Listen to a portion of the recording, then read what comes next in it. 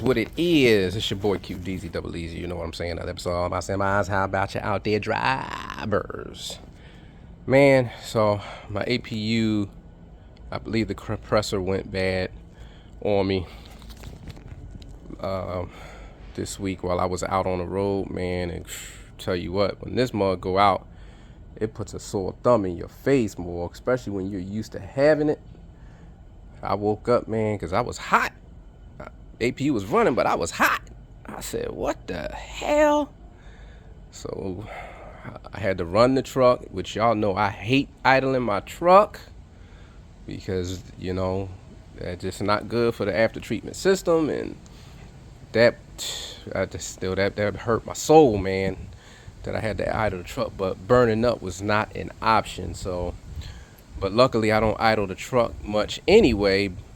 So the little bit of time that I did have to idle it while I was on the road probably wasn't nothing for it. So I'm gonna go ahead and pull this off, and I got my old compressor that I took off from here, which is really kind of what this video was about. I'm not gonna do a whole how to replace this because I just don't want to do it. I mean, it's kind of straightforward, but I don't want to get into that. That's not what this video is about. What this video is about is, you know, sometimes we do maintenance on our trucks that's routine maintenance that we just replacing stuff because it's routine. And that's kind of what the situation was with this. I replaced my alternator and my compressor, and I actually got videos of that on here way back when I got the truck. I think I was still with Landstar then, and I replaced them both because my APU ran, but at the time, for some reason, it wasn't either charging or something, and the compressor, it was something crazy. And I said, you know what? I had got a great deal on the compressor and the alternator, I think under $300 for both shipped, and I was like, let me just go ahead and get it and just replace them both. It's done. I ain't got to worry about it. Juice the system back up, and I'm good to go, right? So I did that. And I kept my old compressor and I believe my alternator for some reason. I think I did, or I might have got rid of the alternator. I don't remember.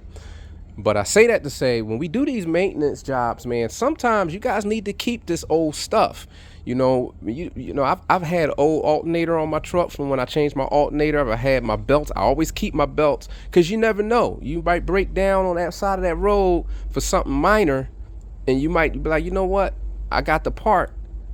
Put that old part on there to get you where you got to get, and then put the new one back on there, and then, you know, switch it back out and keep that old one as your reserve. Always have a reserve. You know what I'm saying?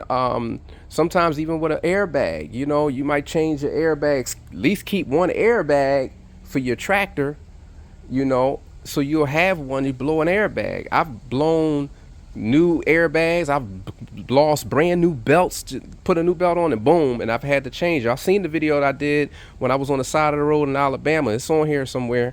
And I went back in there, grabbed that belt off, put it on. It got me all the way back home, and then I put the new one on, put the old ones back in the box.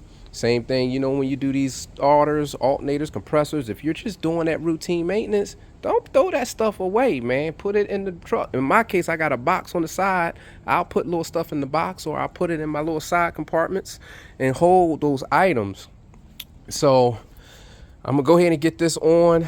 I actually got another new belt in the truck, brand new in the box from Thermo King. I bought like 2 or 3 of them at one time because I said I don't want to have to worry about belt for my tri-pack either.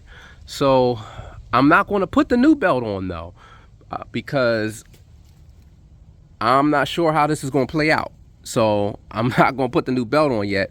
I did check and turn it, and it's turning freely and all that good stuff. But the reason I'm not is because I want to get it on. I want to put this one on, get it started, and then make sure that the alternator is charging and everything is working before I juice it up with Freon and then whatnot, and run it for a little bit.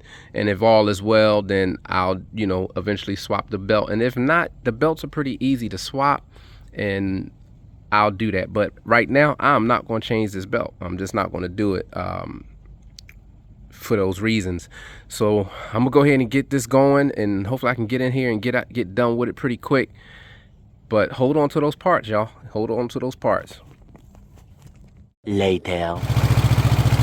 Well, got the APU done, and I ended up putting the new belt on there. As y'all can see, all nice and shiny, leather spinning. And the reason is because I found out that the problem was the belt the whole time. So I learned too, man. I learned as you go, man. But yeah, come to find out the belt was just so wore that it just couldn't turn the compressor like it should. So I ended up putting the new one on though, the other one. So I still got my old one, and I'll just put that one back. That's the one that literally just came off the truck. That was the one that was originally on the truck when I got it, and it wasn't ever anything wrong with that. So come to find out, they probably couldn't never figure out what was wrong with it, because it was so weird. The symptom was so weird, it makes you really think the compressor was bad. But when I took the compressor off and was turning it, it didn't seem like it was bad. So I got an extra compressor still. I'm happy about that. My alternator was still good, so I'm happy about that. I'm back in action, ready for next week. So hold on to those parts.